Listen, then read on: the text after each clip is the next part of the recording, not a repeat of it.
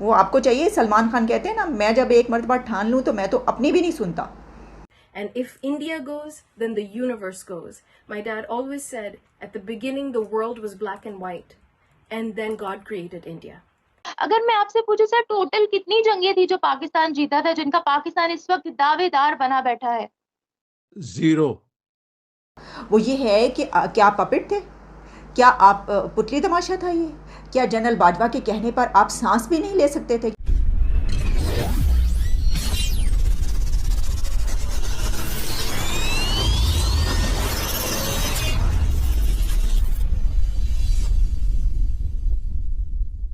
Hello दोस्तों, welcome to my YouTube channel Apna Hindustan.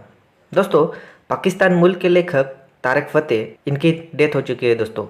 ये Canada में रहते थे। पाकिस्तानी इनसे काफ़ी नफरत करते थे क्योंकि ये हमेशा पाकिस्तान की पोल खोलते थे और भारत का साथ देते थे। इसी वजह से इनके खिलाफ पाकिस्तान में काफ़ी केसेस है दोस्तों, और ये हमेशा इंडिया का साथ देते थे। अब इनकी डॉटर का वीडियो मैसेज आया है ट्विटर पर। उन्होंने इंडिया के बारे में क्या कहा है, ये आपको देखकर काफ़ी प्राउड फील होगा दोस्तों। और दोस्तों, पाकिस्तानी मीडिया बात कर रहा है कि इमरान, इनके पूर्व प्राइम मिनिस्टर जिसे आर्मी ने हटाया था, वो कह रहे हैं कि पाकिस्तान के पूर्व आर्मी जनरल कमर जावेद बाजवा, इन्होंने इमरान खान को हटाया था। ये इमरान खान अभी सब लोगों को बता रहा है। कभी कहते हैं अमेरिका ने हटाया, अब कह रहे हैं आर्मी चीफ ने हटाया। इनको हर जगह साजिश ही दिखते हैं दोस्तों। तो इसी के बारे में पाकिस्तानी मीडिया बात कर रहा है। तो चलिए दोस्तों, मिलते हैं नेक्स्ट वीडियो में। जय हिंद। खान साहब ने ये फरमाया है कि जनरल बाजवा ने कहा तो मैंने अपनी हुकूमत गिरा दी। जनरल बाजवा लगता है कि खाना भी उनके घर से जाता था, वही उनके घर आके पकाते थे, कुकिंग भी वही करते थे, लॉन्ड्री भी वही करते थे। जनरल बाजवा उनको कहते थे कि अब आपने सांस लेनी है और अब आपने सांस नहीं लेनी। देखिए, इससे एक बहुत बुरा परसेप्शन जो बच जाता है इमरान खान का, वो शायद इसको उनको याद नहीं रहता। वो ये है कि क्या आप पपेट थे? क्या आप पुतली तमाशा था ये? क्या जनरल बाजवा के कहने पर आप सांस भी नहीं ले सकते थे? क्योंकि आपने अभी तक जिस जिस बात का इल्ज़ाम जनरल बाजवा पे लगाया है, वो आपकी 3.5-4 साल दौर में तमाम काम है। तो उससे आपने अपनी हुकूमत भी गिराई। तो वो जनरल बाजवा के कहने पर आपने अपनी हुकूमत गिरा दी। हालांकि जिस वक्त की वो ये बात कर रहे हैं, पंजाब और केपी की असम्बली की भी वो बात कर रहे हैं, जब उनकी हुकूमत ख़त्म हो चुकी थी उसके बाद की वो ये बात करें, उस वक्त तो आपने जनरल बाजवा की बात क्यों मानी? भाई, हैरानी की बात, आपने क्यों मानी बात? अच्छा, फिर उसके बाद हमने देखा कि उनको इतना क्रिटिसाइज़ किया गया। हर कोई उनकी वो ट्वीट, जो बात उन्होंने की है, उसको शेयर करवा रहा है और कह रहा है कि अब खान साहब ने ये कहा है कि ये असम्बलियाँ भी उन्होंने जनरल बाजवा के कहने पर तोड़ी। तो जब इतना उनको क्रिटिसाइज़ किया जाने लगा, तो फिर उनकी पार्टी की तरफ से जो ट्विटर अकाउंट है उसमें से किसी में से ही कहा गया कि ये जो है लिफाफा खोर हैं सारे, और ये तनकीद करें। उन्होंने ये कहा ही नहीं जो ये बात उनको क्रिटिसाइज़ किया जा रहा है। तो इसका मतलब ये हुआ कि ये कहा जा रहा है कि इमरान खान ने जो कहा है वो इमरान खान ने नहीं कहा।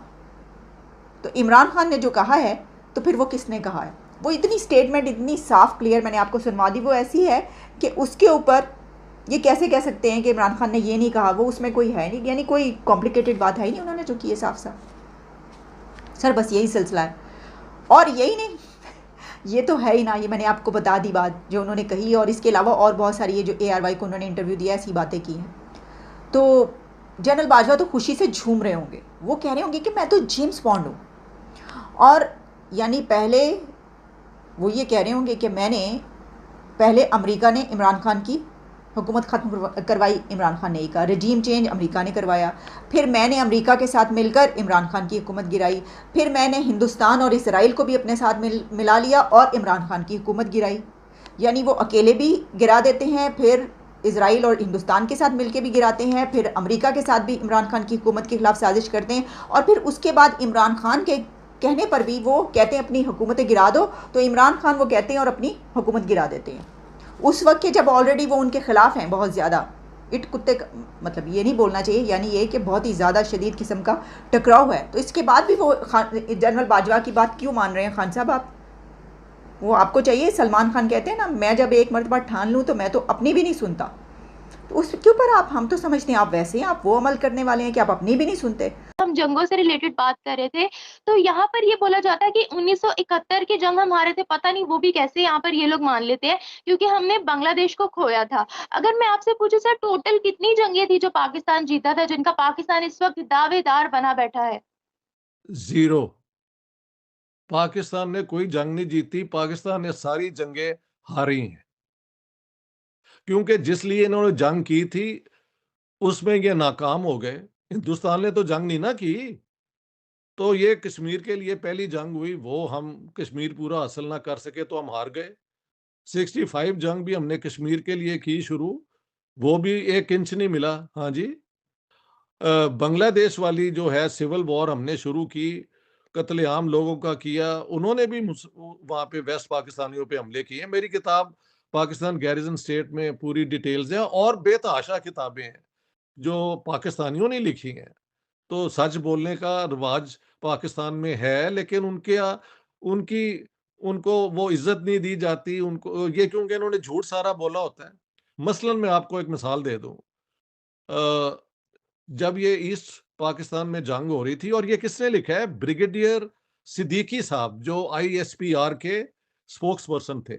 आपको पता है मिलिट्री का जो आईएसपीआर हमेशा एक ब्रिगेडियर या मेजर जनरल हमेशा बोलते हैं उनके लिए, तो उस जमाने में वो थे ब्रिगेडियर सिद्दीकी। वो लिखते हैं कि पाकिस्तान ने अरेंज किया वेस्टर्न कॉरेस्पॉन्डेंट्स को कि वो ईस्ट पाकिस्तान को विजिट करें। तो जब वो जनरल नियाजी के साथ बात कर रहे थे, तो एक कॉरेस्पॉन्डेंट ने वेस्टर्न ने कहा कि हमने सुना है कि यहाँ पे बंगाली औरतों का आपने बहुत रेप किया है। तो जनरल नियाजी ने जवाब दिया कि क्या मैं अपने जवानों को कहूं कि जेलम जाएं? Do you get the point? कि भाई वो उनकी सेक्सुअल नीड के लिए क्या वो जेलम जाएं, यहाँ पे ही वो फिर पूरा करेंगे। तो ये हमारे अपनी आईएसपीआर के जो ब्रिगेडियर सिद्दीकी हैं, उनको मैंने कोट किया है। I think his love, that deep joy and passion that he had for India, was matched equally by the depth of sorrow and pain he felt for partition. That the soul of India, the limbs of India were ripped from its body during partition. And when we could have been one big united Hindustan, a democratic leader on this planet, we were torn apart and made to fight each other. And there are still forces at play that are tearing us apart. And my father fought them for almost his entire life, from before he was a teenager. He knew what the right thing to do was for all of us, and most especially for our beloved India. And I believe, and the sky has just started raining, so even the universe is crying for the loss of my father, but India has Tariq Fateh for the rest of its existence. And if India goes, then the universe goes. My dad always said, at the beginning the world was black and white, and then God created India. And from that we get all the beautiful colors of the universe and all of our beautiful souls and spirits. So Jai Hind, keep fighting for Tariq Fateh, and always do the right thing. For the millions, lakhon logo who were touched by my father Tariq Fateh, you must carry on his legacy, because he started multiple revolutions for you, for all of us, and they are universal. He did it for his beloved India, and he did it for his beloved Canada, and he did it for all the political principles that he held so dear to his heart and his whole life, and sacrificed so much for, and lived on the edge of death all his life for what he believed in. But the principles are true and universal no matter what you believe in. Always tell the truth, always do the right thing. If you can give to someone in need, you must, without expectation of return.